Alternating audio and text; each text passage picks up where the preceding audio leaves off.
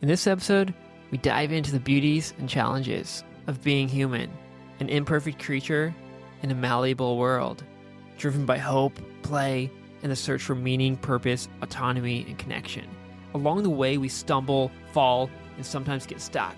Together, let's explore how to heal our mental suffering by moving beyond good and evil, past potions and labels, to a place where we truly belong, a place of deep reconnection with who we are. This is my conversation with author and healthcare pioneer, Dr. Ross Ellenhorn. This might sound like a simple or actually big question, but I think we should start here. What is a human, and how is a human different from other animals and other things? The answer to this question is going to actually be the entire interview. I think we're going to start fleshing it out because that's sort of what it is. Yeah. That's a great question. So some animals collaborate, some animals innovate somewhat, crows can create these hooks to get things out of grates and things like that. We're the animal that collaborates to innovate. So that's really what makes us the most human, is our capacity to work together to continually invent and innovate. So we also don't innovate and then just stop at that innovation. Most animals do. They're not like progressive that much in regards to innovation. So those are the two things that basically structure who we are. That's what we are. That's what humanity is a group of people that collaborate in the process of innovating things. And then when we are able to innovate and collaborate together, we're happier, we feel better, we're mentally healthier? Or is it, because normally we think if there are these innovators, there are these people who create, but it sounds like what you're saying is no, that's in all of us, and we all need or deep down want to do that because that is what we are. Yeah. Well, think about this, where you and I are innovating right now. We don't know where this is going to go. We don't know what the product will be at the end, what the end result will be. But we have this capacity to improvise in a way where we head towards something new. So innovate means to create something new out of something old, basically. And so we're constantly inventing. Every conversation is the potential for some sort of invention in our interaction. And we feel most alive when we're doing that. And when we feel dead inside, it's usually because we're not doing that. So there's places where we're really in touch with our humanity.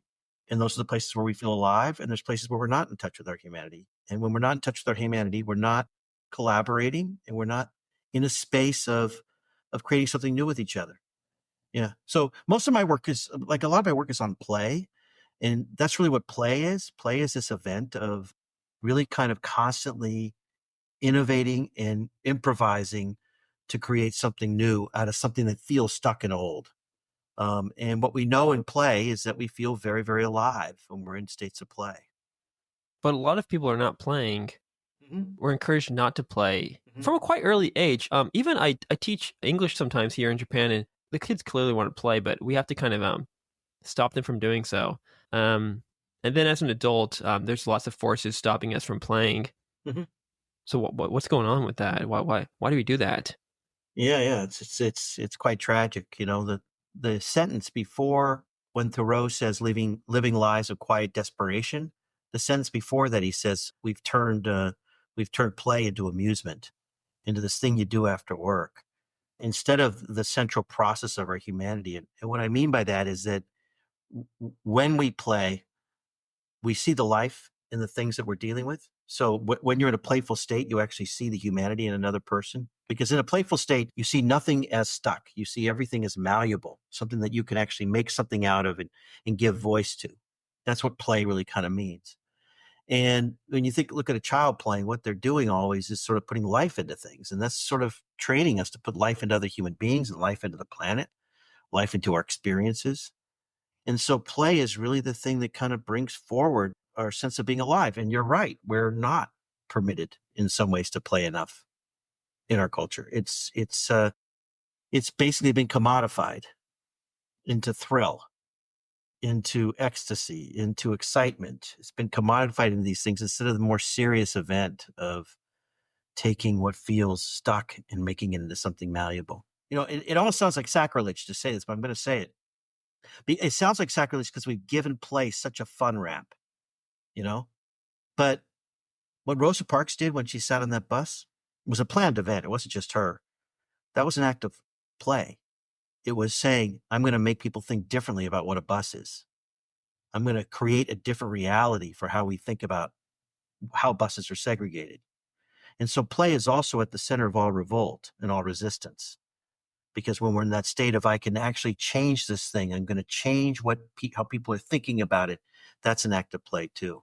So all those things are based in the idea that as human beings, we're just built for that. We're built for this collaborative thing where we're working together to invent new things around us.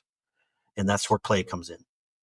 Yeah, and it might not only be how we look at the world as these things that are malleable, not static, and things we can together change, but it's also, I think, the way we're looking at ourselves. Yeah, there are Mhm. those static objects out there in the world, but actually they're not so static. We can start to put our soul into them, and also ourselves when we start to turn ourselves into an object or thing, a static thing, instead of a this moving, living subject. Then it seems also that's also a piece of the puzzle. So yeah, maybe you can talk about this sort of subject object distinction. It seems like the world is becoming objects, and then when we turn ourselves into the objects and turn our world and the people in our world into them, then play stops.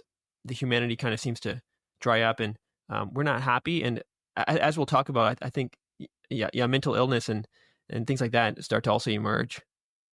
Yeah. Yeah. I mean, what you're describing is what people were talking about a lot.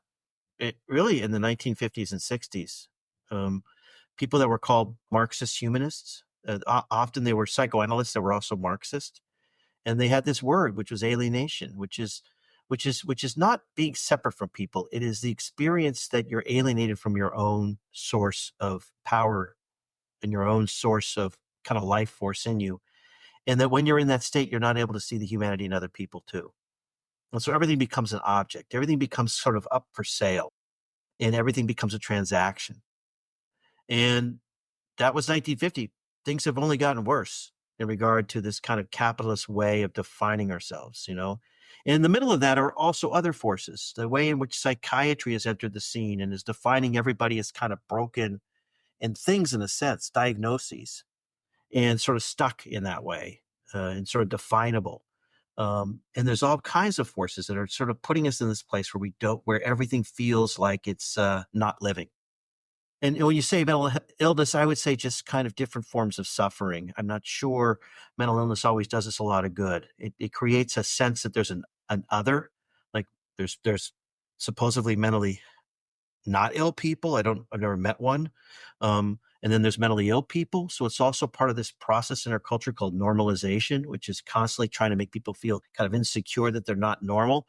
And the last person I want to hang around with is a normal person. And by the way, normal would be the most insane thing possible. I mean, I don't even know what that would be, but that would be just the craziest person possible. And yet we're all feeling so insecure that we have to become normal.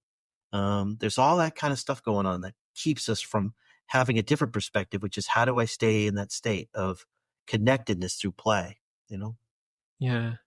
Yeah, I guess that's why I was asking about like what is a human, and I guess another version of that question is like what is the human condition? What is human existence? It's not what we call normal right now. What they call normal, that's not normal. So I guess what we're calling mental illness, that's just it seems to be a part of life or something. So maybe tell me more about what is mental illness for you? Well, you know, there are people out there that say there's no such thing. And I think that they're taking a side that is pretty insensitive to the levels of psychological suffering people can have. So I don't want to be in that camp. Like, you know, mental illness is just a complete myth. But it is about different states, different psychological states. And some of those states fit better in previous cultures and they don't fit in this culture. And there isn't a lot of room to be mentally ill. So mentally ill becomes this problem instead of how do we accommodate people with these experiences? And then there's also a continuum. There's things like, schizophrenia, which, is pretty serious business. Although I still think that too is something that is an act of meaning. It's not separate from meaning. It's not just being crazy. It has a language form to it that needs to be understood. There's bipolar disorder where people clearly become manic. But on the other hand, I've never met a manic person who wasn't brilliant. So there's also something related to kind of genius and mania. And then there's these things called depression and anxiety, which begin to feel a little bit less like diseases and illnesses. They feel like part of the human condition. And some people have them worse than others, you know? Yeah. And then there's things that people call personality disorders. That's another element. That's another thing. And I don't know what the heck. I mean, I kind of understand that, but like I've never met an ordered personality. And again, I wouldn't want to hang out with an ordered personality. But I don't want to also say that that's not a kind of suffering, because it's pretty serious when you have these kind of experiences of not being able to kind of have a sense of being a fluid self in the world, and where every interaction feels upsetting, you know? So I think that the fact that we think that we have techniques for fixing these things is a problem. That we have some way of kind of, as long as the person goes into treatment, they'll get well, is kind of a myth. Most treatments barely work. Yeah. Why did it barely work? Um, I think that what we know is that most of what gets people on the course to being well is their ability to accept and use and feel autonomous in their care. So I want to do something about this problem. It has to start with that. And most of our treatments don't start with that. Most of our treatments start with, you're broken, we know what's wrong with you, and we know the way to fix you. And so most of our treatments actually kind of create more suffering on some level than help people with them. And what we know is that people do really well when they're in the room with someone compassionate, who's listening, who's kind of creating the fertile ground for them to make decisions about their lives. Not someone who's saying, I've got this thing, and if you do this thing, you'll be fixed. So we're kind of producing a lot of suffering and not necessarily helping in the suffering. Um, more people quit their addictions without treatment than in treatment. And people that quit their addictions without treatment have a longer possibility of staying sober. Most people who have addictive behaviors end up moderating, not becoming abstinent, and they do just fine. So we have a system that basically says you have to quit completely, which isn't true, and a system that says you're doing something wrong if you don't go get treatment, which isn't true. People change in all kinds of ways without ever going to treatment. And so our treatment system's it's kind of screwed up. It is in a lot of ways. It doesn't quite work. Yeah. Yeah, but if you zoom out and like look at all kinds of problems people are having, not just like with their mental health or whatever, but financially or socially or whatever, it seems like a big frustration. Maybe I'm talking just for myself, but a lot of people I know is not feeling in control of your life, not feeling like you're the author, not feeling like you can change the world. Like think about some of your favorite TV shows or books and things when you were a kid, and it was like these stories of this child who's like creating this world. And actually, you would do this yourself as a child too. You would also actually create these little imaginary worlds, and that was so nice. And you're like, that was so tasty. Yeah. And sometimes you could do that as an adult, and it's so much fun. But Yeah. I think when we have none of that, and then we try to get it, and then we don't get it, and then on top of that, then they start controlling us or something, or pushing us into the world of rigid objects and turning us into a little thing in there. It really sucks. So I could definitely understand why people might. Yeah, there might be some genetic basis to it, but I can understand why people go have manic or psychotic episodes. The world is a bit psychotic sometimes. It is. And some of these mental illnesses, you could call them actually someone seeing things very clearly, you know, Yeah, like I'm depressed because of what I see, and, yeah, and in some ways, trauma is actually an event of a veil being removed, you know? Oh, the world is actually, trauma is kind of a disillusionment. Like, oh, the wow, world actually works differently than I'm being told. So in a way, it's kind of a dangerous sanity, which is it's actually this bad. Bad things can happen in an instant, and so there are elements of what we call mental illness or psychiatric issues that do have this kind of sense of acute reality, Yeah, I don't know if you know. I mean, I'm assuming you know because you brought this up. I don't know if you brought this up because of that, but that's my most recent book is taking that book, Harold and the Purple Crayon. which came from that period where people were concerned about the things you and I are talking about. And he came from that group. Crockett Johnson came from the people that were talking about alienation. And so that book looks like a book about, hey, kids should use their imagination, but I don't think it is. I think it's a book about how important it is to make your life a kind of work of art, and how important it is to approach it as something that where you're playful, not playful, fun, playful in the sense that you see things as malleable and in your control. Yeah. Yeah. But how did Harold in that book keep going? He made it back home in the end, and he created that world for himself. But there were some obstacles in there. Maybe you could talk about some of those obstacles, because those are the same ones that exist in our world. Mm-hmm. Yeah. So to me, the book is really about the kind of person you need to be to stay a person in modernity. Like we don't have a lot of choice here. We're either dead inside or we feel alive. And we don't have the choice to live a life of conformity. We can do that, but we're going to be dead inside, which is different than in previous cultures where tradition kind of guided us. We didn't have to be, super innovative all the time, and we could have good lives. We don't have those things anymore. So we have to kind of be our own source of connectedness. We have to make our own decisions about connecting. But there's a scene in the book where he creates this apple tree, and then he creates a dragon to guard the apple tree. So now the apples become these things he's protecting from something. And then the dragon turns on him. And then he starts to shake out of fear. And his hand ends up below him, creating waves. And then he sinks into the waves. So that's a full story about, to me, anxiety. It's like the anxiety creates something he slips into and falls into. But it's also what they call idolatry, which is when you take your own power and you put it into something else and make it more important than you, which is exactly what the Marxist humanisms and Marx talked about, which is when you don't feel powerful anymore because you put your power into something else. So authoritarian leaders are idolatry. Waiting for the next pair of jeans on Amazon to show up because they're going to change everything for you is idolatry. We are always doing these things where we're kind of putting our powers into something else. And then he's about to sink and drown in this anxiety, and he draws a boat. And so it's really a lesson about how we've always got to be continually doing that. Then we'll get pulled into conformity. We'll get pulled into all these things. We'll get pulled into this kind of death-like existence, and we've got to just keep finding a way to kind of draw ourselves out. That's not easy to do. It's not like when people say that's really challenging for a lot of people, I agree, but it's kind of our only choice unless we want to live a deadened existence, just get from A to B by being like everybody else. Yeah.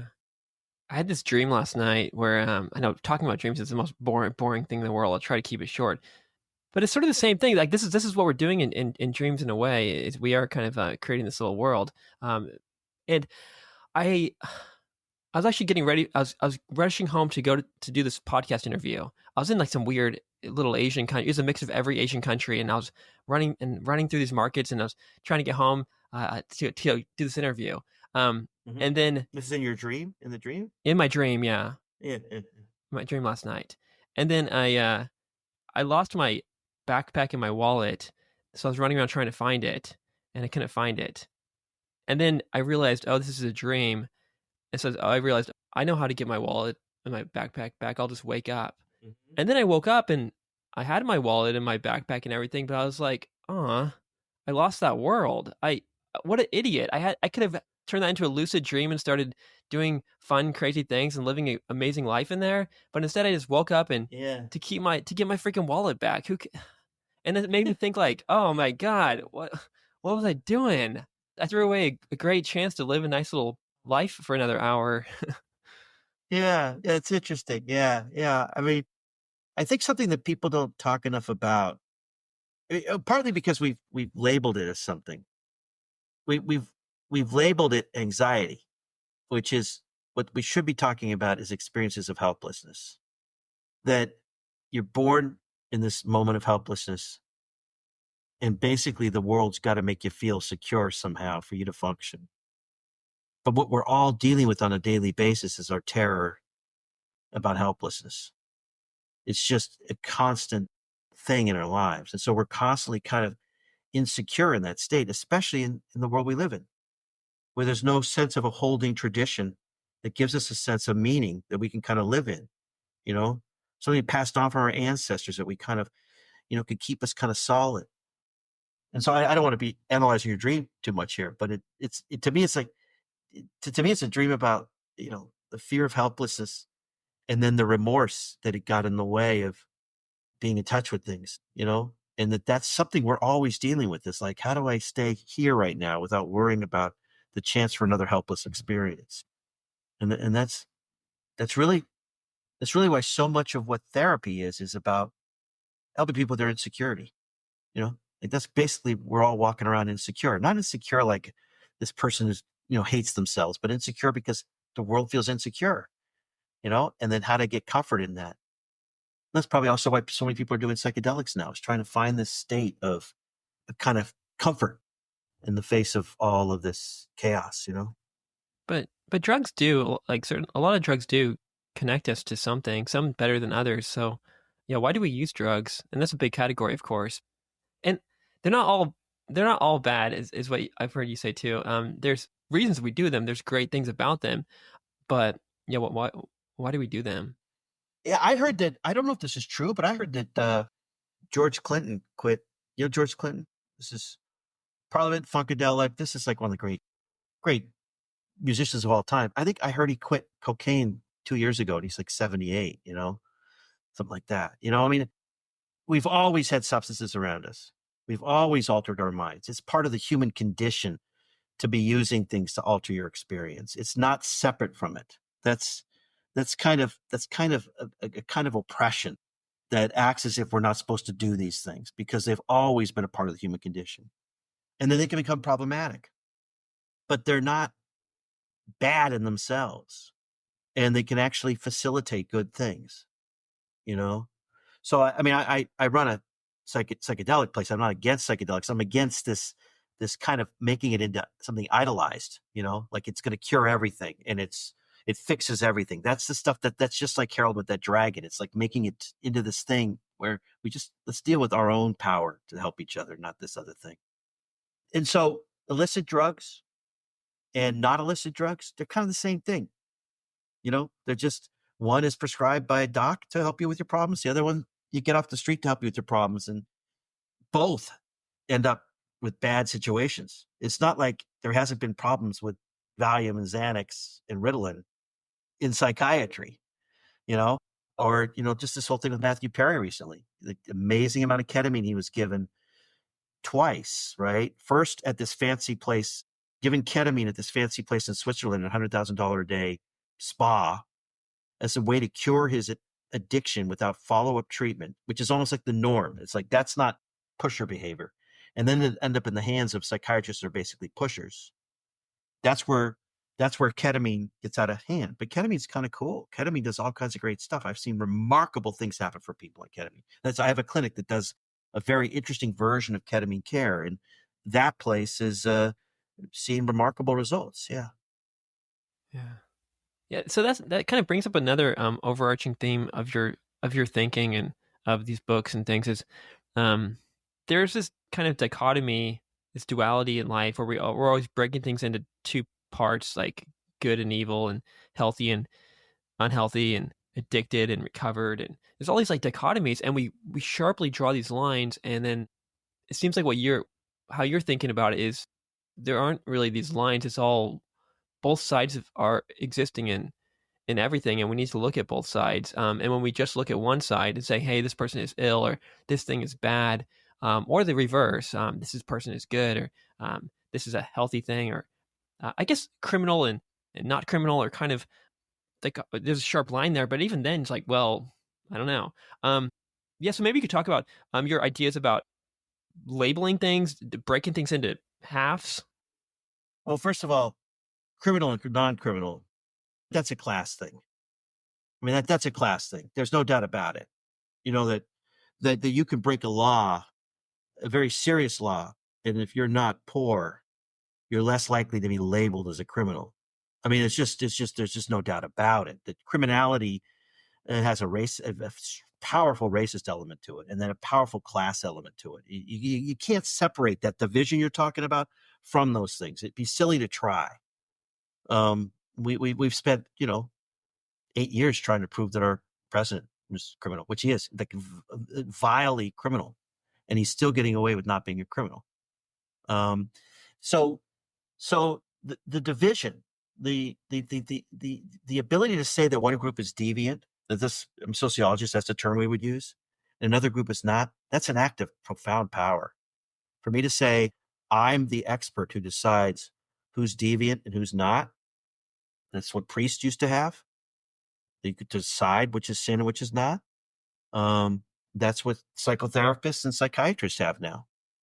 This is the deviant group. This is the not deviant group. It's a profound act of oppression and power on some level. On the other hand, sometimes it's good to know your label. To say, oh, that's bipolar. That's what I've got. Oh, I'm like these other people. There's actually a community of people who deal with the same thing. And now I can kind of understand my experience. That's really good stuff. But that's labeling for empowerment. There's a lot of labeling that's significantly disempowering. And remarkably, in the mental health field, it's the most brilliant. It has a lot to do with what clergy used to do too. You're broken. As an expert, I went to school. I figured it out. I know better than you that you're broken. Now I got to tell you how you can fix yourself. You got to come see me. And then after you see me for a while, I can tell the world you're no longer broken. That is genius sales pitch. And that's kind of the element within behavioral health. It's like, all these people are broken. You're broken. This is your problem. Boy, is something, and also, oh my God, is something wrong with you if you don't take this service? You're in denial. Something's really wrong with you if you don't accept the care we're offering you. You're more broken than we thought, That's evil. It's evil done by nice people. It's evil done by nice people, though. I mean, it's like caring people that are just doing this thing they don't even know they're doing. Yeah. I try not, I don't want to bring myself into this too much, but I guess that's the way we connect. We have to kind of show ourselves. If I just ask you questions, and it's going to be like, one thing that changed when I started reading your work was changing the way I think about my brother. My brother's been labeled with bipolar disorder, and he is bipolar, I guess, but the problem is, and he's homeless. These are two labels put on him, and they are facts. He doesn't have a home, and he has symptoms of bipolar disorder. But what my family's been doing and what people have been doing, and I've noticed myself, is you start to get so attached to this bipolar label and this homeless label that you're treating him as these two things. And now I feel like I want to stop talking about him as my brother with bipolar or my homeless brother, and just see him as my brother who's existing and living his life. But it's kind of hard to do. But that definitely was a big shift in my mind, where I'm like, God, sorry, brother, for I've been doing what they're doing. I'm trying to get you fixed or whatever, or help you, or I'm seeing your life as a problem. But I mean, from his perspective, we haven't really been looking at his perspective too much. He might be living an okay life. Who knows? Or he's struggling in ways that we're not seeing because we're not listening. I'm much less so, but others are.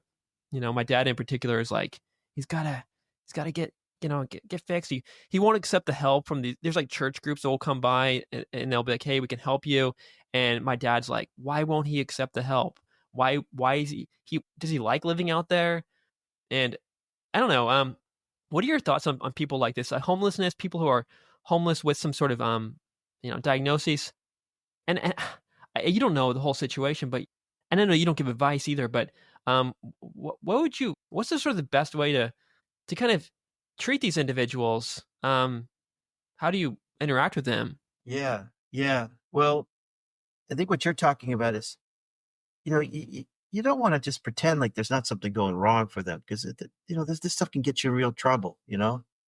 But the only thing you do is get him into a place where he's willing to use care.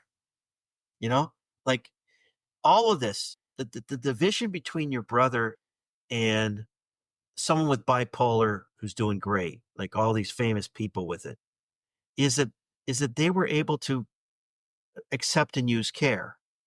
And that's really the dividing point for most people with psychiatric issues, is that that's the issue. That's the disease in a way. Like, as long as they can find a way to engage in care, they're gonna figure out a way to be okay. Now, by care, I don't mean taking medications. I mean any care. They want to see a shaman. It's cool with me. They, anything where they're feeling like they're getting care from the world and they're kind of developing and they're using it to move forward. And so you said it straight out. He's not letting that in, you know? And part of the reason why he's not letting it in is probably because he feels like he's been labeled. Like, every time he sees somebody, he feels like what they're saying is, you're homeless and you're bipolar and we're here to help you. Nobody's sitting with him and kind of looking at his life and collaborating with him. What do we want to do about this life? You know, not that that's easy. I'm sure he's not easy to do that with, but that's where we want to get in with everybody we're trying to help, is a collaborative relationship. That's the only thing that works in helping people change, is I'm here trying to figure out things with you. In my program, we don't talk about removing symptoms for the sake of removing symptoms. We say, well, where do you want to get? And then we're like, do you think that this thing might be in the way of it? And sometimes it's not, you know? I mean, there are plenty of people out there that are hearing voices who have good jobs and doing great in life, and they're doing better than people that are taking medications, you know? But often the symptoms are in the way of a better life. Yeah. So get down to the sort of root existential psychosocial issue, like helping them get towards the life that they want, and whether that involves sticking with their psychosis or with their alcohol or whatever. I guess that could be an option, but that's for them to decide. But another word you bring up a lot of times is contemplation. Listening and contemplation kind of go together, but if we can give them a space to contemplate their life and listen to them and help them listen to themselves, then that's kind of a nice route to go as well. Instead of and that brings up their subjectivity, their humanity again. They're alive. They're the author again, instead of just being this object, this thing to be fixed or moved around or whatever. Yeah. I mean, I feel pretty strongly. Maybe I'm missing something here. I could be. I feel pretty strongly in this stuff that's been around for about 30 years called the stages of change, which are basically, if a person's in a contemplative mode, which means they're kind of weighing the pros and cons of what their life looks like, that's the best place for them to make the right decisions. And so the work is how to get them to that place. And that doesn't work by saying, your brain's hijacked by your alcoholism, so I got to just tell you, you got to stop. That doesn't create contemplation. What creates contemplation is, what sort of things do you get out of drinking that's good for you? Well, I go to the bar and all my friends are there. And I feel real anxious sometimes after work, and it calms me down. What are some of the negative things? Well, sometimes I'm late for work. I get hung over a lot. Last week I got in a fight at the bar. If you can have that kind of conversation, the person's more likely going to move towards change than a label. You're an alcoholic, and alcoholics need treatment, and we got the right treatment for you. That does not create contemplation. That's what all the research on change says. You've got to be in that mode of non-judgmental response to the person. Right. And you said we'd like to be able to do it on our own, and that's sort of part of the American ethos. I can do it myself, but I think my brother's doing that. My dad is thinking that way, and I am too, to some extent. Actually, to a very much extent. And we need to be able to work with others and to collaborate with others, be helped by them. But all of us have been rejected and shut down, and things have not gone the way we wanted them to go, and that has caused a lot of pain for us. And I think people who are homeless or have gone through the mental health system have experienced more of this. Maybe you could tell us about. I think you know very clearly what's sort of the general process of what someone experiences going through these systems. Say they're having a psychotic episode, or they're having some kind of mental breakdown or something. What kinds of things happen, and how is this sort of an example? And there are other examples of how maybe they lose hope in being able to reach out for help from others, because others are hurting them and others are oppressing them, and other people are evil now or something. Yeah. Well, I got two answers. So basically, I mean, I'm just giving an example. We know that the psychosocial triggers for schizophrenia, for psychotic break, are isolation and stress. The first person you typically meet when you have a psychotic break is a cop. Then you're taken to an ER where your psychotic experience is treated as an emergency when it may not be an emergency. It's just a psychotic break. Then you're thrown on a hospital unit against your will. Everything you've done right there has been isolating and stressful. So you are adding to the psychotic event by the way we treat people who are having psychotic experiences. It's what they call iatrogenic. It's like you're adding to these things. The same thing in some ways with suicidal behavior, where we're locking people up without the care kind of continuing for them. The suicide rates when people get out of hospitals go way up.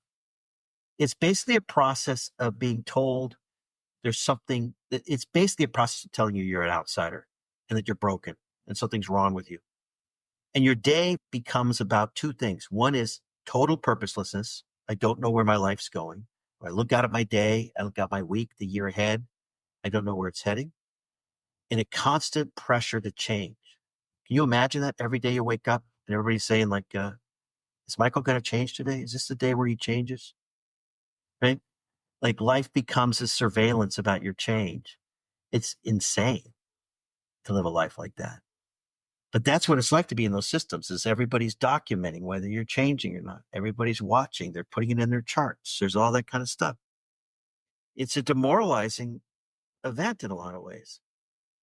And what it does also is this, and this is what I wanted to say, that to contemplate your situation, to look at your own problems, and also to accept help. Those are difficult things to do. They're challenges. They're challenging. None of us do it well. There's a theory in social psychology called threat appraisal theory, which basically says that something that's a challenge is a challenge when you don't have enough resources to face it. So you're walking in a snowstorm and you're in your shorts and a t-shirt. The challenge of the snowstorm becomes a threat. If you put on a jacket, it becomes a challenge. Make sense? Mentally ill people were taking away what are called psychosocial resources, a sense of efficacy in the world, a sense of social support, a sense of purpose. These are like those jackets in the snowstorm. The things that give them enough sense to look around. So everything looks scary to them because they don't have those things anymore. They've all been ripped from them. Everything that makes you and I feel a little bit safe in our being have been taken from us. They don't feel effective. That's self-efficacy. They don't feel like they have social support. They don't feel like they have purpose. They feel very isolated. And so everything looks like a challenge. So why look at their problems? That's a big challenge to look at.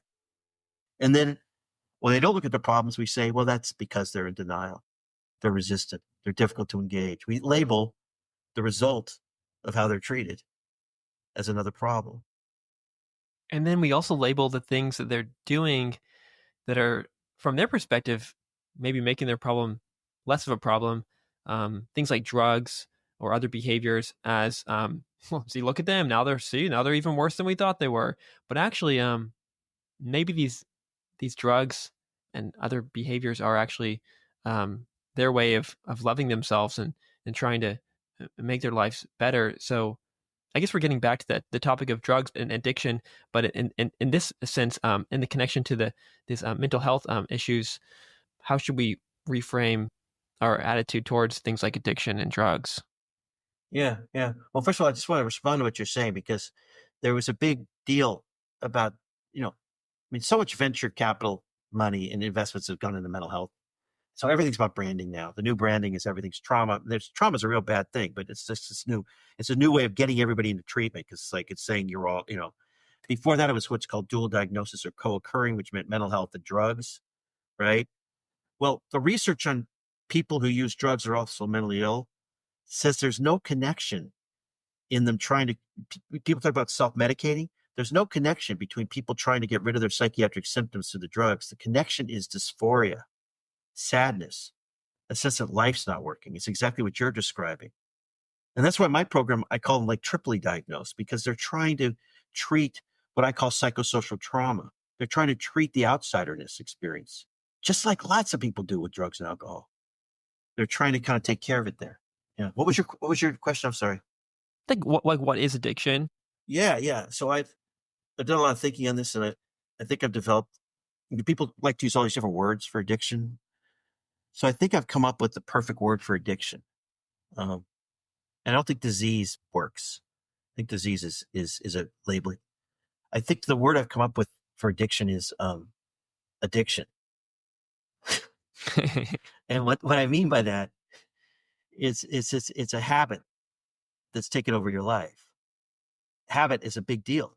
Habit is a central element of the human condition. And I w- I wake up every morning at about 4:30, and I have to go write. That's a good habit. I need to be around my wife. If I'm not around her for a week, I start to withdraw. I need to see her. That's a really good habit. But habits can become dangerous, and they can get out of control, and you can't stop them. And that's a problem. But drugs and alcohol by themselves are not bad things. It's when the habit becomes dangerous. And it seems like also when we're using these drugs, it's this, maybe I'm talking from my own experience, but it is when you are feeling more alone and more of an outsider, or maybe you are connected, but you want more connection. You want to get more deeply connected. So, for example, with psilocybin, um, this is me trying to connect with, depending on how I do it. If I do it with my eyes closed and by myself, it's like me trying to connect with myself. But if eyes open and I'm looking out at nature, it's like I'm trying to connect with nature. If I'm with people, connecting with them, and usually you're connecting with all of these things, that you're connected with, everything's getting kind of connected together, and that's a nice feeling about it. And then with alcohol, yeah, you're meeting people. You're For me, it reawakens my aliveness and like risk taking and adventure and playfulness. And I guess I can go on and on about the other ones. I haven't tried too many, but yeah. But I see a common theme is like I don't want to feel like this alone, dead thing. I want to be alive and connected to myself, this world, and other people. Yeah, yeah. I mean, I think in the psychedelic world, it's beautiful in that way. We need to find ways to allow it to bring us back and use it in this world, not that world. To learn from it. And yeah, it's kind of great in that way. But so's this. So's talking to you. This is better. This is better. I like this the best. Yeah, me I too. think we underrate it. If you actually looked at this as a drug, you'd be like, this is a trippy ass thing, and each person is a little bit different. And the more you can get in flow with it is better. So I have these notes off to my side, and those are a little bit getting in the way. And we've just met for the first time, so that's like it's a little bit harder. But if you keep going, and the longer you talk, it gets trippier and trippier and more beautiful. Yeah, more alive and more connected. And like, that's why, like, I got this program. I hang out with a bunch of people that don't really use them that much, but some of them do. I don't really like you. I use them every quarter, like that's it because I don't want to leave here. I don't really want to go anywhere. I like this. So, and then alcohol, man, are we going to really be so negative about such a gorgeous art? Look at that thing, man. Wine, scotch, the amazing beers. It's a, it's a profound art form. It's just, and then to have an art that you drink and you get a little social lubricant out of, there's something kind of profoundly beautiful about it. It's it's gorgeous. And then it's dangerous, you know? But there's something, the tastes are just unbelievable. And the subtleties in it and the way that you can have a conversation with somebody, connect with them around that stuff. I've often thought I want to go to a addiction conference and talk about how great a good port is, you know? Yeah, Especially nowadays when yeah. it's so taboo. It's like, but it's like, and yeah, so it's a great thing. All these in the States, all these microbreweries, they're really great. They really bring us back to kind of community events, and community connection. And they're typically done where a food truck comes up and people eat off the food truck, and then you're outside hanging out with people. It's really bringing back conviviality in our lives and all that kind of stuff. And then the stuff dangerous too. It's dangerous too, you know? So we have to make a choice. What kind of life do we want? Yeah. And we need to help those people who, with it, they have to help. We have to help those people where the habit gets dangerous because it kills people. It's really dangerous. Alcohol, especially, of all the drugs, alcohol is really dangerous. And so we can't talk about this in this completely libertarian way, I don't think, because when somebody gets in the depths of this, they can't get themselves out and they need people to reach in and get them out. They can't always do it on their own. And so, yeah, there's a balance there. It's not like let's stop thinking about drugs as bad, you know? Yeah. Well, at Ellenhorn, what does the environment look like? It must look very different from a like hospital or something like that. Yeah, maybe you kind of like Harold, paint the picture for us a little bit. Well, here's the interesting thing is like we work with some of them, we work with like often, not always. The number one thing is the person has to have a perturbed relationship with help. That's what we call it. In other words, they have to be someone who just isn't really ready to accept help too much, right? Um, and what you discover is that somebody who's having really serious psychiatric experiences doesn't really do well in a group program with a bunch of other people around. It's kind of like obvious, you know? Um, and so our people, I can't tell you the environment because they're all living on their own. They all live in their own apartments, and then the team goes to them. Okay.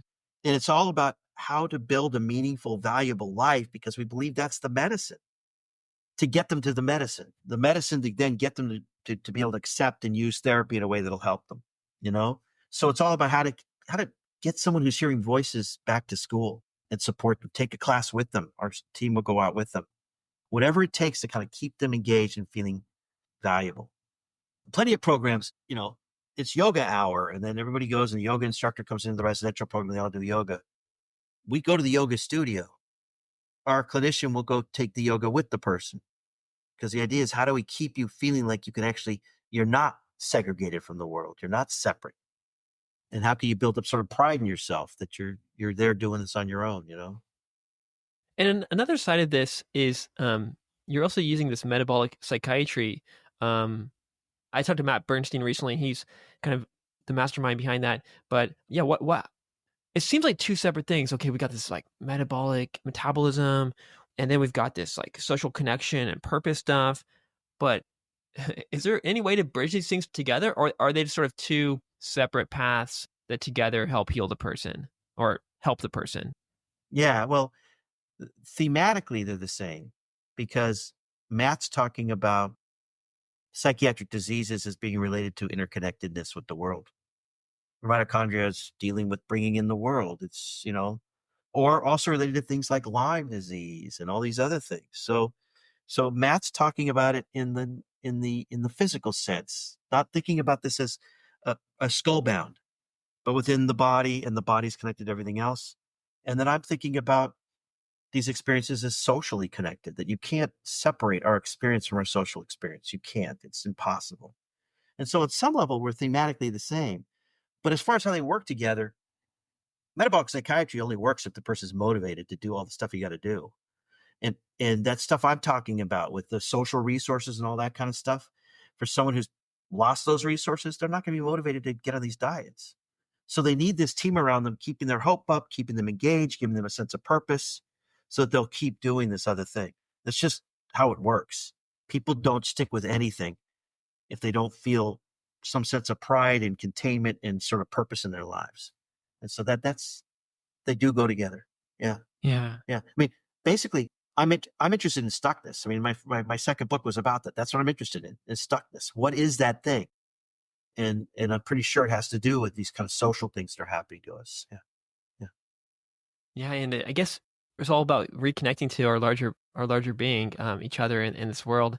And we could sometimes you could go straight to the ketogenic diet or something and reconnect to that larger biological world with the bacteria and all of nature and stuff, and have that flowing again, having that unstuck, getting your body unstuck.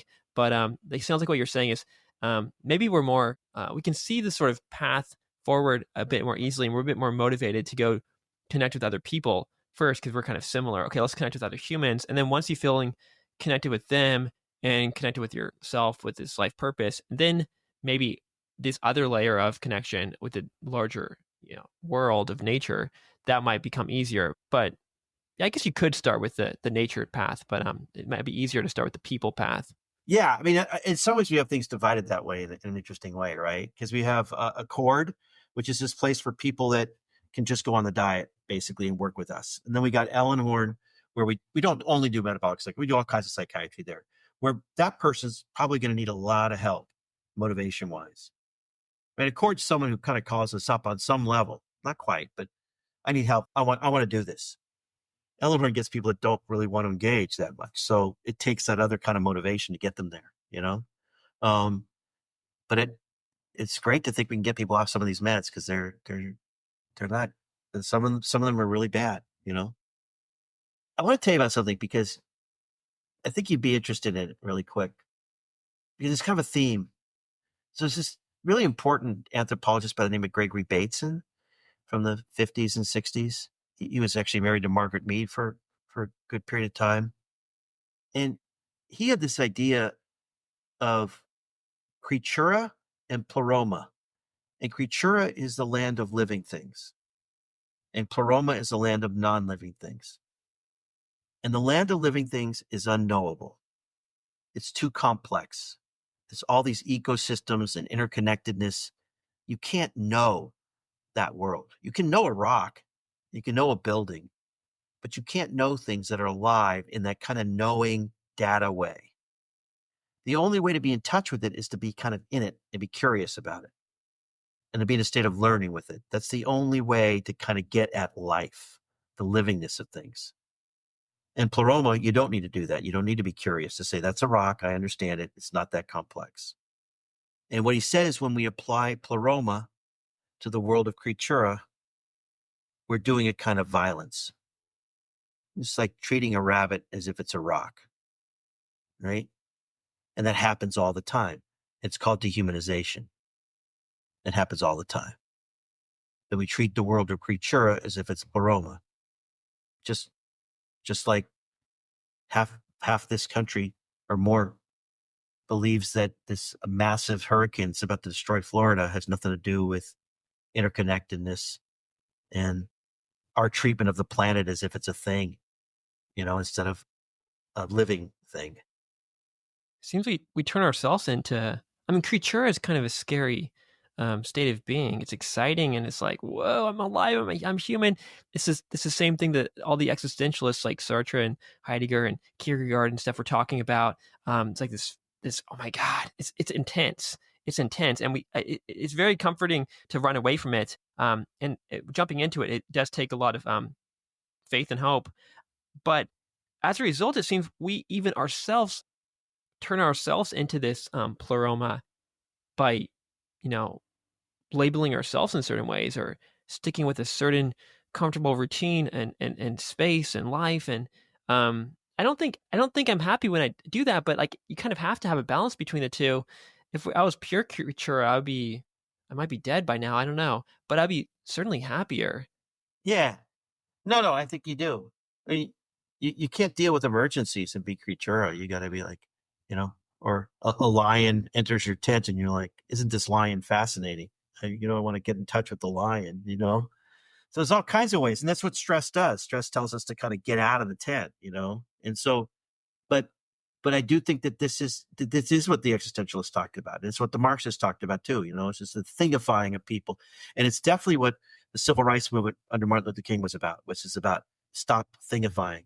The problem is the thingification of people, And so it's very dangerous also when we make people into things and we make ourselves into things, That's what Sartre called the spirit of seriousness. Like, everything's sort of, I have to do this, I have to do this, I have to do this. But you're right, freedom. See, Kierkegaard would say that freedom is kind of the source of anxiety. And I think that freedom leads us to feeling like, oh, am I going to get helpless?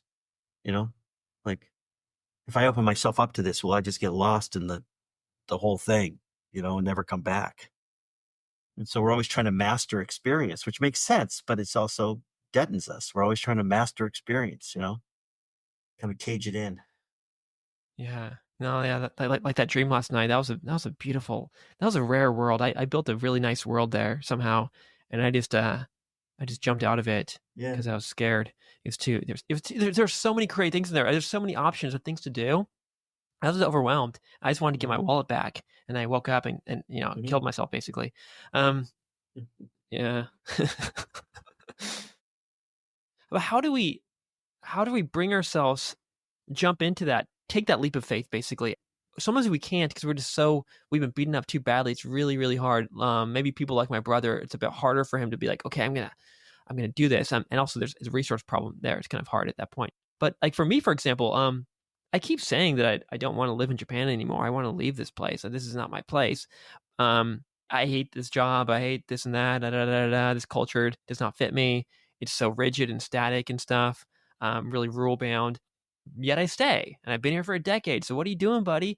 I'm so scared to jump back into the world, and I don't even know where to jump or where to go. And this is just one example, but I think we want to leave something in our situation, some relationship or job, or we want to start some new artistic journey or something, but we just keep Yeah. talking about it and like we're scared and we don't move. Yeah. Yeah. Yeah. Yeah. I mean, I think I'm not that into how to, like and I don't think that these things I'm talking about are easy. I think the problem is that bad that what we need to do to feel alive is really hard to do, and we don't have other sources to feel that anymore because we don't have cultures that contain us enough so that we can feel alive in other ways and ceremonies and things like that. But in How We Change, that second book, the main point was, and the book was supposed to be called "Don't Go Changing," but they wouldn't let me. The HarperCollins wouldn't let me say that, but because I actually think that there's just a really strong logic to staying the same, and I think it comes out of caring for yourself. You know, and love is always broken and neurotic, and so is self-love. And there's ways in which we're loving each other when we don't want to change because it's like I don't want to have that. My other research is on this thing called fear of hope. We won't get into that today, but um, I don't want to hope again. What if I hope again and the hope gets dashed and I'm left with little hope? So I'm better off staying the same than trying that thing. That's a loving act. And the more you can kind of love stuckness, the more you might be released from it. It's like that contemplation thing again, like what's the good in staying the same? Not what this is all bad. How am I taking care of myself? Because you are.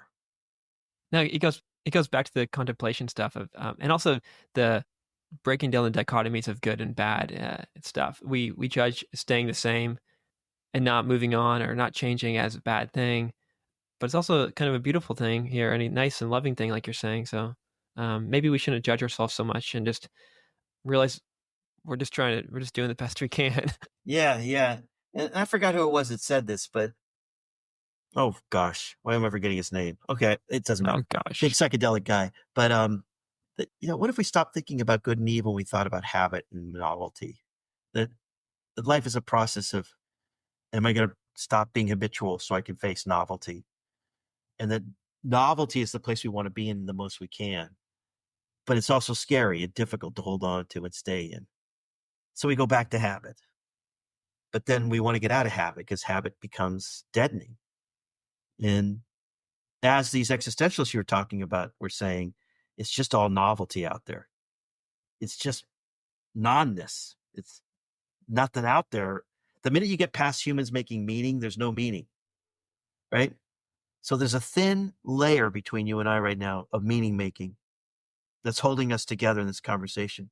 But if we were to get on the other side of that layer, it'd be emptiness. There would be no meaning.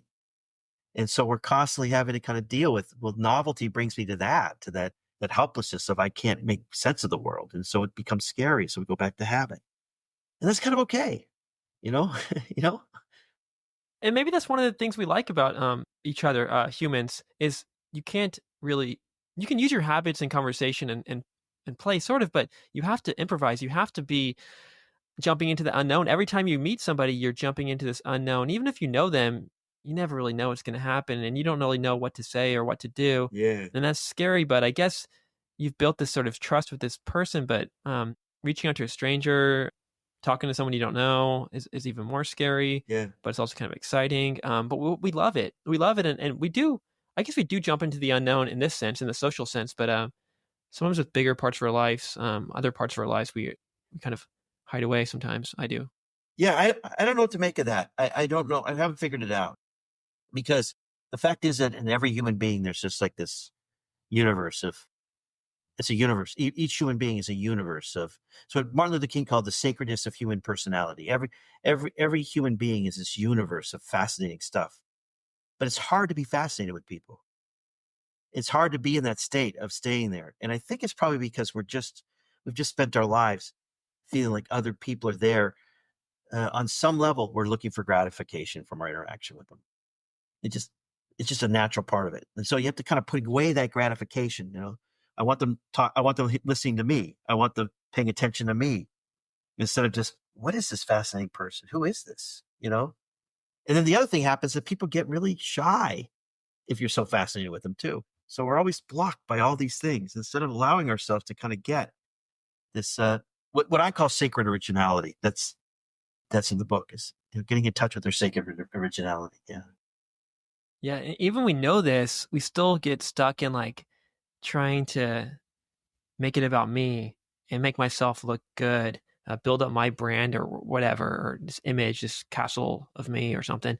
And then, like even right now, I told myself, and I always tell myself in these interviews, just listen and just be there. And maybe I'm getting better, but I still am trying to like impress myself or impress somebody or something. And I'm like, stop it, buddy. Maybe again, that's again another act of self love. Maybe I shouldn't judge myself so much about that, but yet it does disconnect me. It cheapens the experience. You could dive in much deeper into another person if you just like you're just there with each other and you're playing. I want to play. I want to play all the time, but playing is you're not really sure if they want to play, but that's where I want to be. Yeah. Yeah. Me too. I have the same issues having to kind of stay in that state. Yeah. And I think most people do. And then that's what makes kind of human relationships so fascinating. Just, it blows your mind. The kind of complexity of interacting with another person is just, you can spend the rest of your life just thinking about what that all is. And people do, it's remarkable. I heard you say personal brand and it reminded me of something I wanted to say to you earlier, which is, that would have been for mind blowing and confirming for someone like Sartre or the Marxist humanists like Eric Fromm, these guys would have been like, you're telling me that people are now saying they have a brand like Pepsi has a brand? Yeah, that's what we're saying. Yeah, that's what we thought would happen. We couldn't even imagine that would happen. Actually, that's what they'd say. You know, they say it was weird enough when people started putting the brands of clothing on the outside. That was weird enough, but then they started branding themselves. That's just like when we were talking about alienation. We never thought we'd get to that. Where I'm a sellable product. You know, that's traded. Yeah, that's where we're at. That's where we're at. Yeah, we've when Marx and those guys talk about alienation, yeah, and also we're all quite alienated and we're all pressured to make our brand, even if we don't want to. It's like that's how we survive in this current world, and I don't want to have to do that. I just want to be and like have a nice, cool life. But Yeah, then you're worried like you're gonna get left behind or something, or you're not gonna fit in, or it's a weird world we're living in. it is. It is. And yeah, I find it almost hilarious that these people are talking about the loneliness epidemic, you know, and loneliness is perceived social isolation. So it means you could be in a crowd and still feel like you're separate from the crowd and not feel any sense of being in the crowd. And they're acting like it's ahistorical. Like all of a sudden this epidemic hit and it's a loneliness epidemic. It's alienation. It's alienation. It's people not feeling like they matter. That's the main thing. I don't matter in the world. I don't count. And then it's disempowerment. I don't feel like I can connect to others. And so it's in some ways it's great that they're talking about it, but in some ways it's sort of a cover up for what this other thing is. It's connected to lots of things that are happening that aren't just loneliness. It's kind of sense that we're disconnected and we're disempowered in our contacts. Yeah. And you mentioned it in 1955, in the mid 50s, people were really concerned with this conformity and authoritarianism and all of these things that are the opposite of what you're promoting. And then I guess there's other stages in history where it was this or that. Have you thought much about the like historical cycle of how we think about all this? I don't know where we are now. I don't think we're in 1955, but how did things kind of progress along this timeline? However much of this timeline you've looked at beyond just 1955 and 2024. Yeah, I don't know if I have a real idea about that. I mean, I think that the reason why 1955 is important to me is that's when the Herald book was written. So I was sort of looking at what was going on then, and I mean, wild stuff was going on. Disneyland started; they started selling Coke in cans. McDonald's started all these things about kind of repetition, and kind of creating like conformity. And then conformity was this big issue. They were worried about this conformity thing. This is before Banana Republic or Gap or any of these places. But I do think that this concept that there is an authoritarian third, that there is a group of people in every population who want simplicity, and that they rise up when there's too much complexity. I think that does have a historical rhythm to it. And I think we're in the middle of that now. It's people that just can't handle diversity, can't handle complexity. And a third is enough people to get someone elected, can do all kinds of things, but they're terrified of change. And that's sort of been proven. There's a third in every population. Sometimes they're not so active and sometimes they're very active, but they're focused on that. And right now they're really focused on it. And then you got all into all this from your childhood. You had certain childhood experiences that kind of you experienced what it was like to be the outsider, to be the outcast, to be ostracized.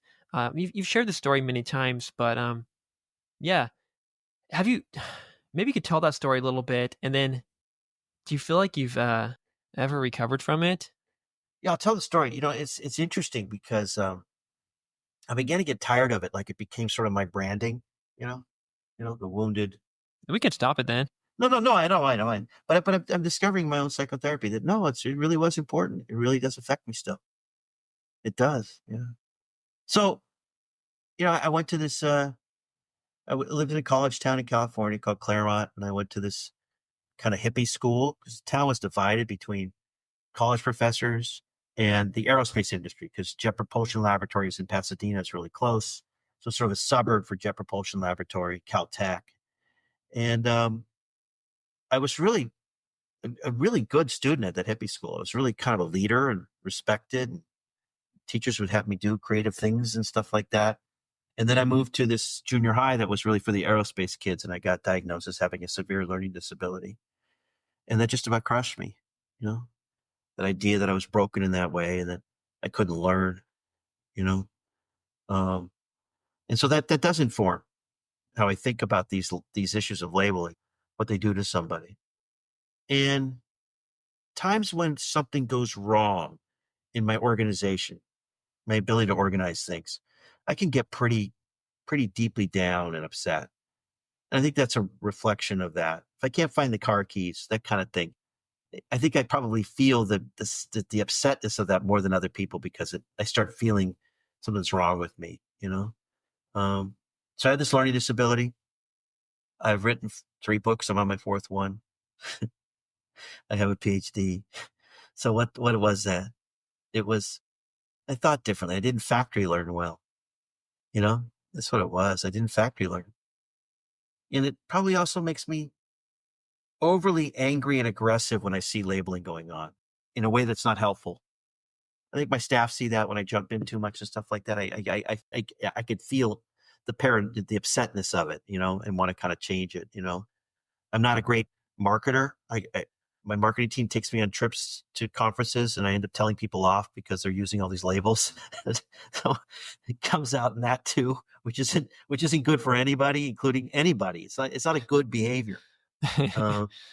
But I think that's probably part of the trauma of that period coming out in a dysfunctional way. I'm really happy I've got this thing. I really am. Yeah. No, I'm really happy I've got this disorder, this thing called attention deficit. I really love it, and really, I feel blessed to have it. Really. Yeah. Well, and you don't need to think about it as a disorder because I listened to you on another podcast, and you're a funny guy. You're a really funny guy. But you're talking about how these. Well, what about these other disorders? Lack of imagination disorder, lack of entrepreneurship, lack of innovation, lack of curiosity disorder. What about these? These are much bigger disorders, and I would much rather have this learning disability disorder than these more serious ones. And they are more serious, but we don't label them as disorders or anything. That's perfectly fine somehow to lose your humanity. Yeah. I thought that was really funny, but also really brilliant. Yeah, thank you. Yeah, yeah, thanks. So you're too young to know who this guy is, but one of my biggest idols is this guy Bootsy Collins, who's the bass player for Funkadelic at Parliament Funkadelic. And a colleague of mine put out an ad that his company was teaching people how to assess for attention deficit disorder. And I wrote him and I said, "Can you change the title to how do we discover the next Bootsy Collins? Because that's really what you're assessing for."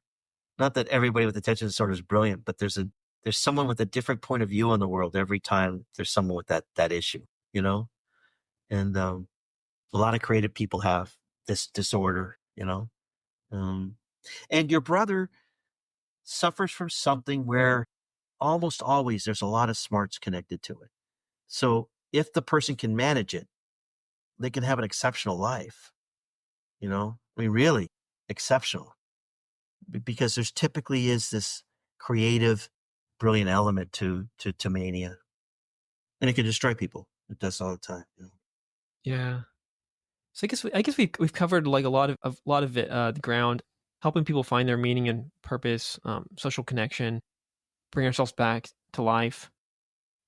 It's interesting whenever you get into these kinds of conversations. They're kind of hard to find. It's kind of hard to find a teammate to play with in this kind of way. So whenever I find them, I'm like, oh, I want to keep it going.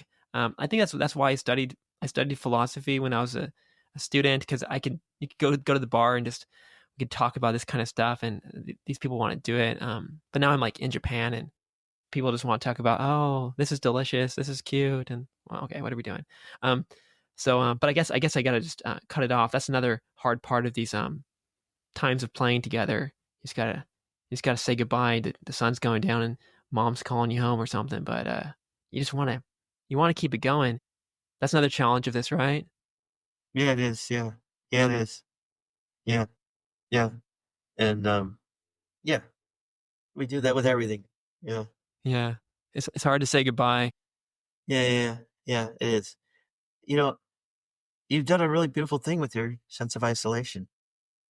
You know, by doing these podcasts.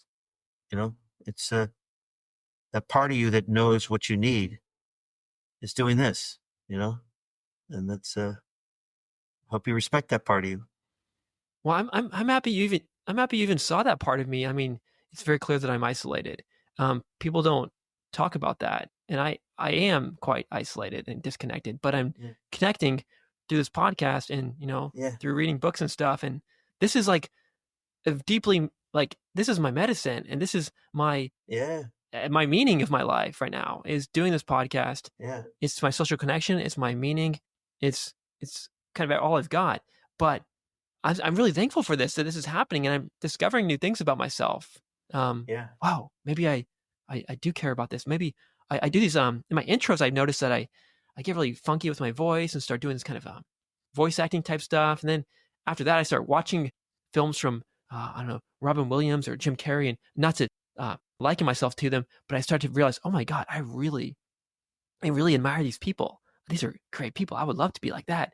And then you start thinking, well, maybe I can do more of that. Maybe I should double down on these this wackiness of my intros and play with my voice more and stuff. And so I'm discovering things about myself, but I'm connecting with people. And every book I read and every person I talk to, I feel like it's a revolution in my mind. Thinking, oh my god, that completely changes the way I thought about these things. There's something about a conversation with these great people, and we're all kind of great in different ways. Um, that is a powerful medicine and a powerful psychedelic, and I've got like dozens of them so far, and I want to do this until I die. Yeah, so thank you for seeing me as this isolated being, but who's creating and trying to find meaning and connection and all this. So yeah, thank you for saying that. Nobody's pointed it out so bluntly before. Yeah, no problem. I think you said you were isolated. I just said I just want to make that clear. But I do see what I'm trying to do to reach out to another human being is to say this thing about leaving Japan. You follow the energy that's making you do these podcasts because that energy is already heroic, is already pushing you towards connection and novelty. So don't see it as escaping isolation. See it as following the strength, the courage that got you to do this thing. You know, because that's going to get you. That's going to pull you to where you need to be. That's going to pull you, and it will. Okay, yeah, that's very exciting. Now I feel like maybe I can more boldly jump into this and be like, okay, this is it. Let's keep going and stop, focusing on these other solutions or something, and instead just because even starting this podcast was not like a purely, it was not a very conscious act. It was just something that kind of emerged. So that's another maybe sign that yeah, there's some energy here that I'm just jumping into, and I'm gonna keep riding this. Yeah, I was going to say we're screwed over by this term healing wisdom because it sounds so corny, but that's what we're talking about. We're talking about that. This is this part of you that knows how to head towards the light, to the better stuff. No, I'm thankful that I can ride these waves and swim in this little magical ocean together with you today. This is fun.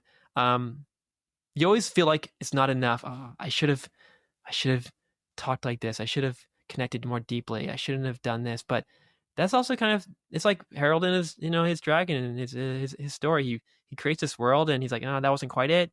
And you just keep iterating and iterating and this improv of yes and eventually you get there. But nothing's ever perfect, and that's kind of the beauty of it too, right? This wasn't a perfect conversation, but what is this is life. This is like I'm glad I'm trying. Trying is my favorite thing. Oh, totally, totally.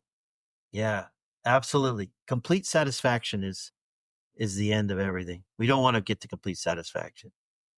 We want to be in the state of that was good enough. I'm motivated for more. That's what we want. Yeah. Yeah. Yeah. I know you're not big into marketing, so I'll just do it for you. You got a website. You might have to help me with this one. Well, people can Google all this stuff. Ellenhorn. It's probably ellenhorn.com. You've got a psychedelic company, Cardea. It's cardea something. You've got books. People can Google your name. Do you want to clean that up a little bit, or is that good? No, that's fine. It's cardea.net and it's ellenhorn.com. And then there's rossellenhorn.com, which is my website. And my books are, the last two are HarperCollins. I really like the Herald one. I really hope people read the Herald one. You also did a lot of other nice interviews. You were on Aubrey Marcus's show. You were on a few others. Yeah.